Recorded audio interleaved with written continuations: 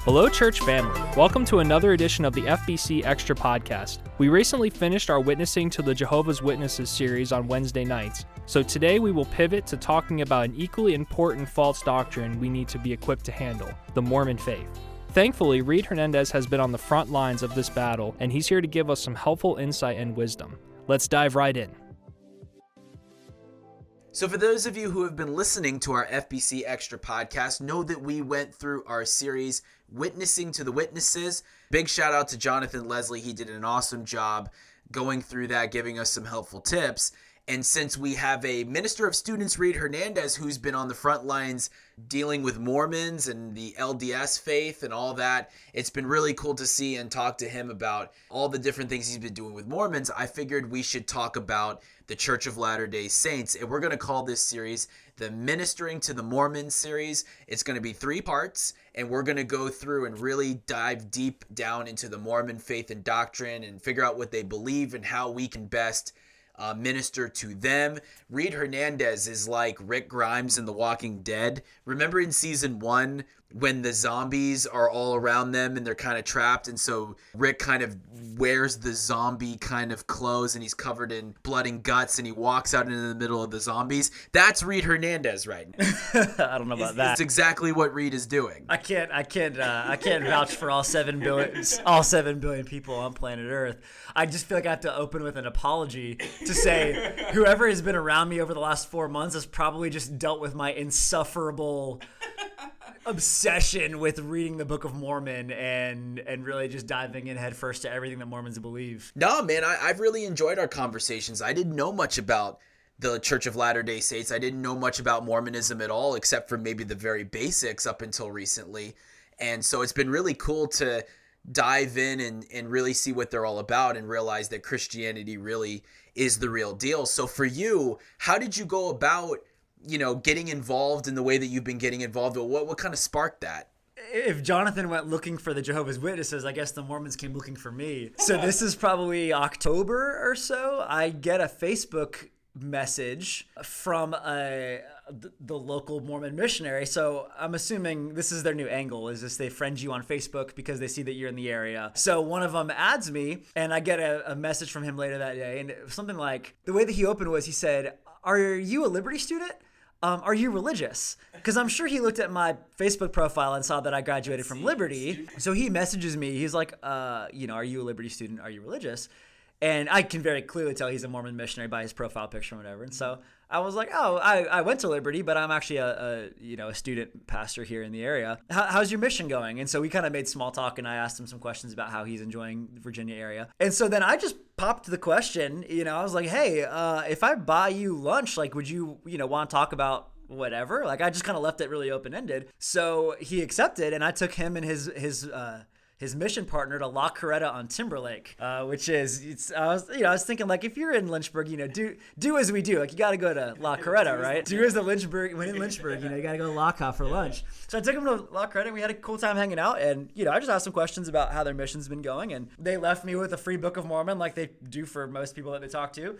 And I just asked them, I was like, where should I start reading? And they told me to go to somewhere in 1st or 2nd Nephi, and then to jump ahead and read in 3rd Nephi. So I would liken the Book of Mormon to reading Judges, Kings, Chronicles in the KJV English. So they told me, start in these 2 places, and that was sort of like, it would be like if I told you, if you're going to start anywhere reading the Bible, go to John chapter 3 when Jesus is talking to Nicodemus, and then go to Ephesians chapter 2 where Paul writes, "For grace you have been saved through faith," right? It's like, where can you find those high points in the Bible?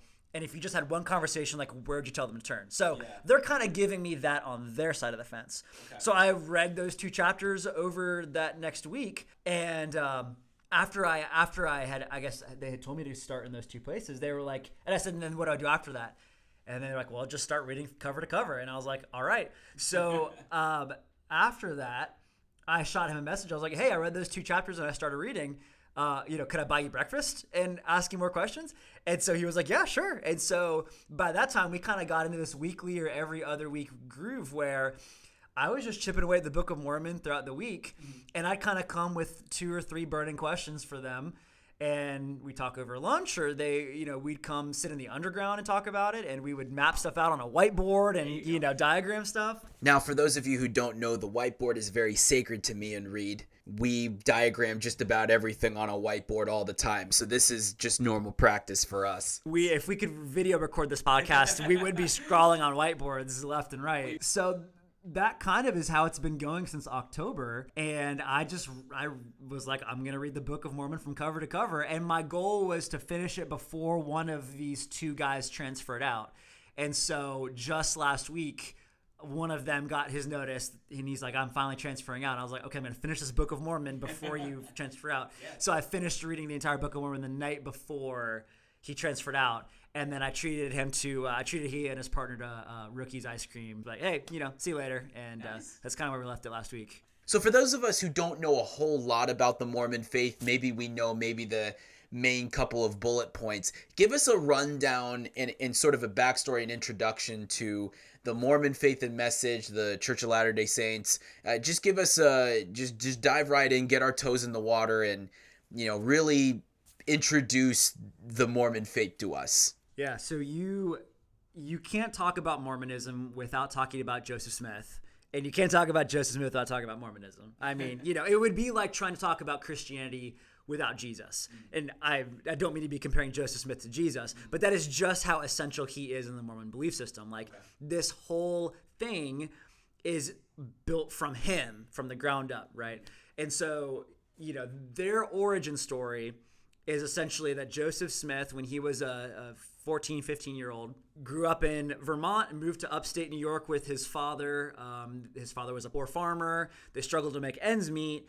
And his father dabbled in some occultism and some treasure hunting, and his mother was Methodist, I think. So he kind of had this eclectic religious upbringing. But in upstate New York in the early to mid 1800s, you're really in the middle of these great awakenings. So you've got this religious revivalism sweeping through New England especially. You've got itinerant pastors and preachers holding these open air revivals, and churches are cropping up all over the place. Yeah. You've got Methodists and Presbyterians and Quakers, right? You just have this really confusing mishmash of like, what's the trend of church this week? Because they called it the burned over district in New York, which is like, there were so many revivals and preachers coming through that it was like as if the ground was burned over, just because everybody kept trampling over, doing these revivals. So that is sort of like the milieu that Joseph Smith and his family are living in upstate New York in the early 1800s. So as a teenager, Joseph Smith is wrestling with, what church do I join? Like, which one is true? What am I supposed to make of all these different pastors and preachers coming through? Which is a valid question at the time. Well, from there, he goes off into the woods of Palmyra, New York, and while he's in the woods, he sees a vision. And this is what's called the first vision of Joseph Smith. So he has a couple of these visions, but the big one is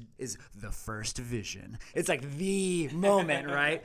And so in this vision, God the Father and God the Son appear to him, and he sees both of them standing there, and the Father says to the Son, "This is my beloved Son in whom I'm well pleased. Listen to him." It kind of sounds like what the Father says to Jesus at the Transfiguration, right? So then Jesus essentially says, don't join any of these churches. They're all corrupt, but I will restore the church through you. So it's as if Joseph Smith is gonna bring out, like, the true church is going to come back, So essentially the belief is that shortly after the apostles died, the church just became apostate. So the leadership, the doctrine, even the scriptures were all hopelessly corrupted from the time of the apostles up until Joseph Smith. So for roughly 1800 years, you just have no true church on the face of the earth. And that's a very big burden of proof for Mormons to try to bring, right? Like, they will tell you that, but I don't think maybe they realize just what a big statement that is to say for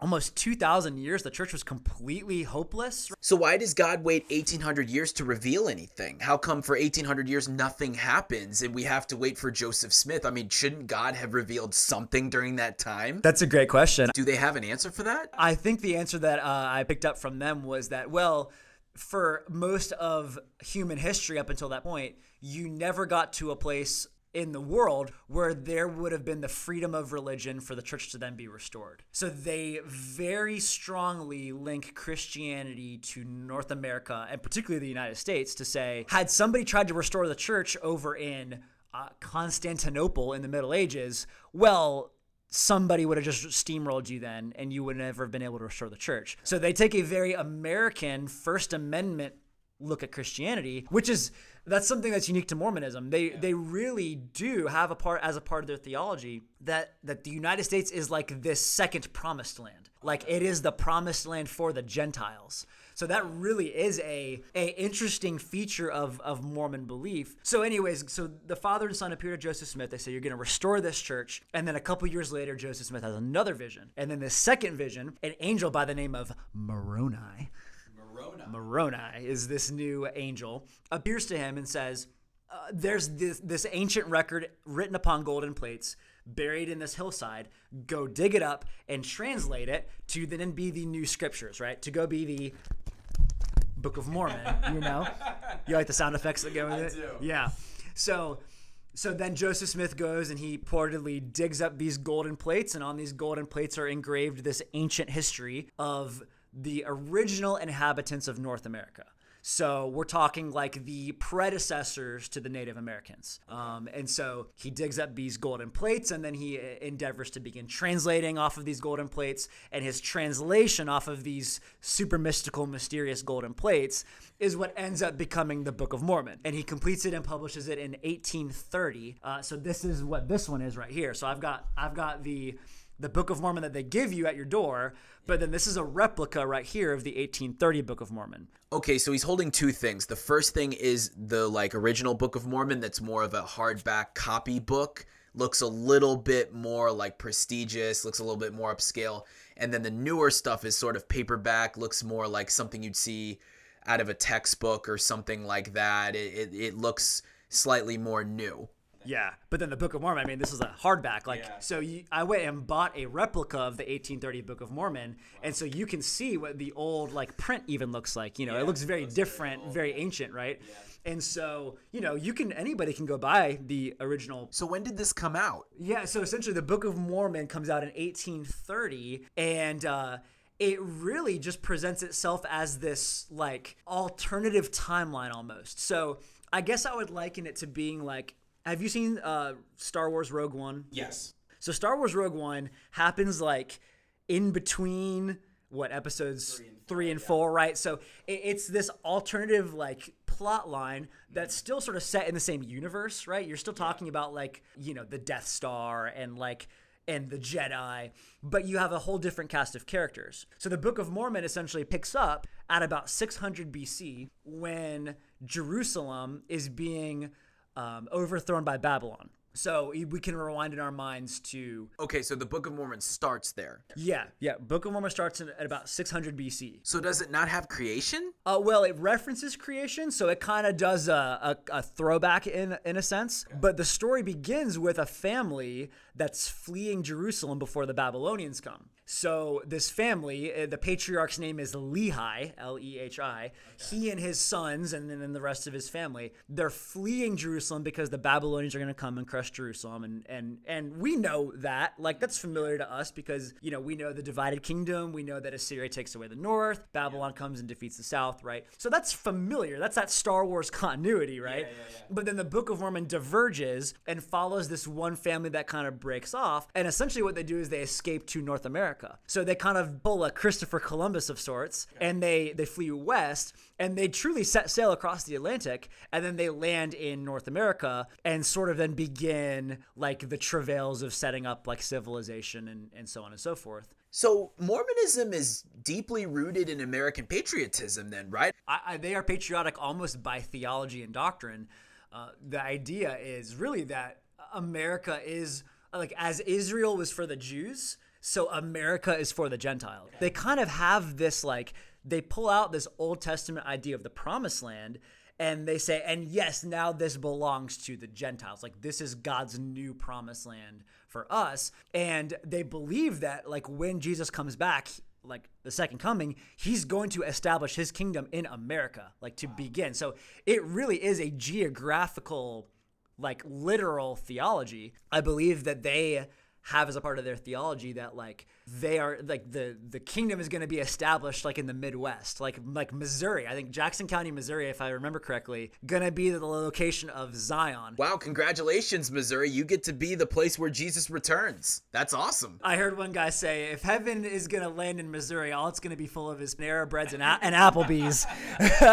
That's where it's going to be according to Mormon theology. So they really do have this very distinctive American flavor to them. And as you're reading through the Book of Mormon, there are several points that the Book of Mormon makes it a point to say, like, freedom is the end for this land. Like, freedom is the goal for this land. And, like, there's one point where they refer to the quote-unquote the freemen, Freemen, the freemen, versus, like, these sort of, I don't know, what do you want to call them? Like a secret society. It's like the freemen versus the secret society. And the secret society is trying to impose their will on the people. But the freemen stand up and say, like, no, we need democracy, right? Like, we need. Yeah. So it really is coming from this American view of like religious freedom, religious liberty, and that these predecessors of the Native Americans all of these centuries ago, like they wanted that to be the goal for America, but eventually by the end of the Book of Mormon, they sort of lose, and it's only now this new era of Mormons that are going to bring this back sort of to the North American continent.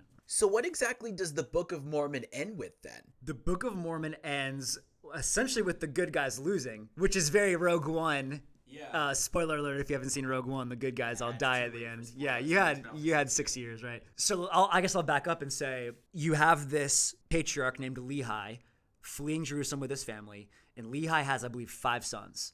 Nephi is the middle son, and Nephi's the good guy. Like Nephi's like I compare him to Jacob in the Bible. Okay. Like he's like the son that's gonna be the one, right? But then he has 2 older brothers named Laman and Lemuel. And Laman and Lemuel are kind of like the Esau of the story. Okay. So you've got like the good brother and the bad brother. The brother that's like trying to do things right, and the brothers that are conspiring. So as Lehi, Laman, Lemuel, Nephi, his 2 younger brothers, Jacob and Sam, I think are his 2 younger brothers, they all land in North America. But then immediately these factions break off, and it's the Nephites, so Nephi and his people, versus the Lamanites, which is Laman and his descendants. So I would liken it to saying, like, imagine if Jacob and Esau came to America and their families just constantly did battle with each other. That's like the underlying plot line throughout the entire Book of Mormon is you've got the Nephites who are the good guys, the Lamanites who are the bad guys. Nephites are trying to follow God and keep his commands. The Lamanites keep trying to subdue the Nephites, and sometimes they lose, sometimes they win, right? And you've got this tumultuous relationship between these 2 people that runs pretty much the entire span of the Book of Mormon. And it ends with essentially the Lamanites wiping out the Nephites. So the bad guys sort of win, and you're kind of left with this understanding that, well, the Lamanites are now these predecessors to the American Indians, and I hope I'm not stretching this too far, but I think if I read the Book of Mormon correctly, I think you're sort of left with the impression that the white man is now supposed to take the promised land back. That sounds very scandalous. It does. But what that does is it squares pretty well with the 19th century beliefs that were surrounding Joseph Smith in his day. And it was this idea that essentially, for better or for worse, America now belongs to the white man, right? And we can debate that historically, and obviously not every European did everything right and coming to America and getting some land and wanting to do things right. I mean, there were atrocities committed against the Native Americans. You sort of have this idea in the Book of Mormon and in the 18th century or 19th century at that point, which is, well, America now belongs to the white man, and the Native Americans kind of need to get out of the way. And so you kind of come away from the Book of Mormon with that sense of, well, the Lamanites were the bad guys. They wiped out the Nephites who were the good guys, but now the Nephites who were fair-skinned, which is interesting to say, wait, Nephites and Lamanites were both Jewish people, but the Nephites were fair-skinned and the Lamanites were dark-skinned? Like, how I don't know of any fair-skinned European people living in Jerusalem in the 600 BCs, right? So regardless, that's a detail that's in that doesn't make a lot of sense. But you sort of have this, pseudo-racial undertones going on here. Yeah. And early on in the Mormon church, they saw as one of their mission opportunities that they needed to go evangelize the Native Americans, and they called it the Lamanite Mission. Mormons were sending missionaries to Native American settlements thinking that the Lamanites were, thinking that these were now the Lamanite descendants, right? Yeah. So you have these dark-skinned inhabitants that are living here. We need to bring them into the white man's church, right? Yeah. So it's sort of like where the Book of Mormon leaves off, and you're kind of left with the impression that, well, if America now belongs to the Gentiles, I guess this is our destiny, and it squares really well with the 19th century beliefs of we're westward expanding, we're this enterprising nation. This land is your land, this land is my land, from California to the New York Islands, right? Yeah. There's this very strong patriotism brewing in the 19th century that this is our land and we're here for it. And that definitely comes through in the Book of Mormon. And it's almost like it looks for validation in the Book of Mormon. That if you read the Book of Mormon, you're going to come aware of this understanding that this land belongs to the land of the free and the home of the brave, right? Yeah. And that can be traced all the way back now to the Nephites and the Lamanites that came over here in the 600s BC. So I'm getting the feeling that the Book of Mormon reads like the Old Testament history books. It kind of feels like it's mostly history. Is there any other type of literature in this book, or is it just simply story after story? Because it kind of feels like, to me, it's just kind of one progressive story, right? Absolutely. I would say the Book of Mormon is like 80% history, so it reads like a narrative. And this guy went here, and they made war with these people, and they were subdued, and then they made peace, and they followed the Lord's commands. But then this evil king rose up, and he did evil in the sight of the Lord. It's very linear. So when you read the Book of Mormon, it just very much reads like it's on a timeline. You do, throughout the Book of Mormon, you do get these speeches, you do get some prophecy, you do get some theology, but you kind of have to look for it. Because just as soon as you're sort of getting this chunk of Mormon theology, you'll move right back into the storyline of the Nephites and the Lamanites duking it out. Okay. So the majority of my reading was just, I'm trying to follow this plot line. And that's kind of where I could read a little bit quicker, I'm just reading narrative. These people made war, and they made peace, and they fled, and that was it. I think according to a couple of websites that I was looking at, a couple of Mormon websites, there's 15 large-scale wars in the Book of Mormon, and there's 15 books in the Book of Mormon. Okay. So, you can break this down to saying a lot of the plot of Mormonism is just these battles between the Nephites and the Lamanites. Gotcha. And you'll get pockets of peace, and you'll get pockets of some theology here and there. But for the majority of the Book of Mormon, you're just going to be reading like you're reading through Kings and Chronicles, in the King James English. So obviously the big test for us is the Holy Bible versus the Book of Mormon. We have our scriptures, they have theirs. That's what's going to stack up here. So how does the Book of Mormon compare to Scripture? If you put them side by side, if you read them side by side, how does the Book of Mormon compare to the Bible that we have as Christians? Yeah, so the Book of Mormon and the Mormon Church very much are purposefully trying to position themselves within the stream of Scripture. So they want you to read your Old Testament and read your New Testament and read the Book of Mormon. And any good Mormon missionary is going to tell you these books agree with each other. The Bible supports the Book of Mormon. The Book of Mormon supports the Bible. They don't really see any conflict there. And this is going to sound very controversial. The Book of Mormon is actually fairly agreeable to Christian doctrine. So when people think of Mormonism, they think polygamy and odd underwear and weird skyscraper temples and secret society kind of stuff. And none of that's in the Book of Mormon. You don't get so Mormons believe in a 3-tiered structure of heaven. You have a celestial kingdom, terrestrial kingdom, telestial kingdom. You kind of have like the good Mormons go to the top, and the so-and-so religious people go to the middle, and then the bad people go to the bottom. You don't have that in the Book of Mormon. In the Book of Mormon, you have a very strong doctrine of heaven and hell. So it's interesting to read the Book of Mormon and find that it actually sounds a lot more like biblical doctrine than it does current Mormon doctrine. And as you're sort of down the Mormon rabbit hole, what you're going to find is the Book of Mormon is kind of the jumping off point for the church, but what they believe comes a lot more from the Doctrine and Covenants and Pearl of Great Price. Okay. And so Mormon scripture is these 3 books. Okay, so he's holding up the Book of Mormon, and I'm looking at it. It just honestly kind of looks like your average paperback book. Nothing real special about it. Yeah, Book of Mormon, Doctrine and Covenants, Pearl of Great Price. Book of Mormon's 500 pages. Doctrine and Covenants is about 200 pages. So are all these different books like DLC content for Mormons? Yeah, well, so Mormons believe in an open canon. Well, that's very convenient of them. Yeah, and that's really the only way that they can find legitimacy, because as most historical Orthodox Christians believe, the canon closed after the time of the apostles. We understood that the writings of the New Testament were authoritative, and the church fathers shortly after the apostles understood these writings are these are the rest of the completed canon, and we're not going to go beyond this. And you roughly have that for the majority of church history, this understanding that the Bible is the Old Testament and New Testament and nothing more. But in order for Mormonism to legitimize itself, they have to believe in continued revelation. So starting in 1820, 1830, now God is speaking to Joseph Smith. Now God is speaking to these early Mormon prophets. And so even today, the Mormon church president is known as the prophet. And the Mormon church president can bring forth new revelation from God. So whatever the Mormon church president wants to say can become doctrine. Isn't that exactly how the Pope works? I mean, it's basically the same thing, right? Yeah, that's a great way to look at it, because I think if I were to compare what categories do we have to understand how the Mormon church functions, I would describe them as they're like Pentecostal Catholics,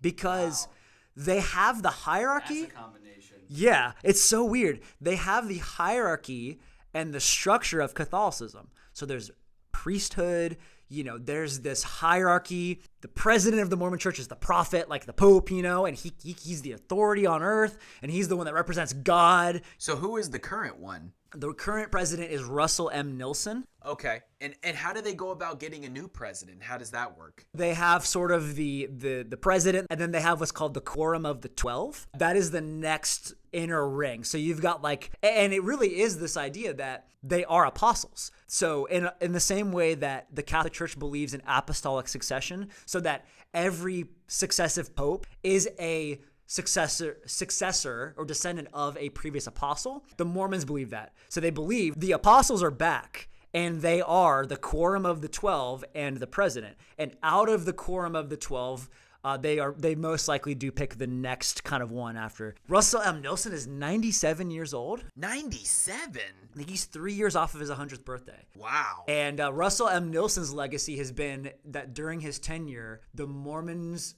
the church has built 100 temples across the world. And so the temples are, the hubs of Mormonism. So you go to the temple to get married, you go to perform the rituals and these baptisms for the dead, all of the non-Christian sort of doctrines that have all sprouted up around the temple, around this idea of the prophet and the apostles. But you don't have that in the Book of Mormon.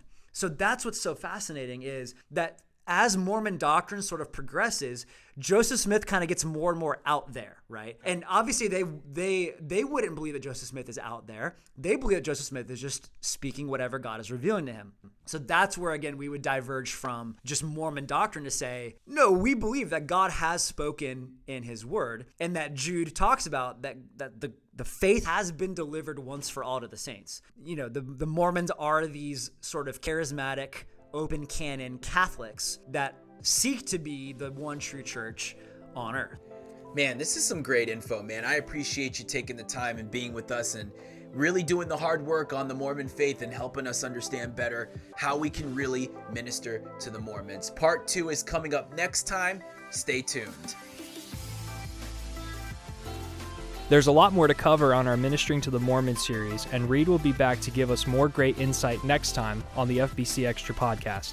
In the meantime, make sure you check our episodes on praying with the saints and keeping up with our sermon series on 1 John. Rest assured. God bless.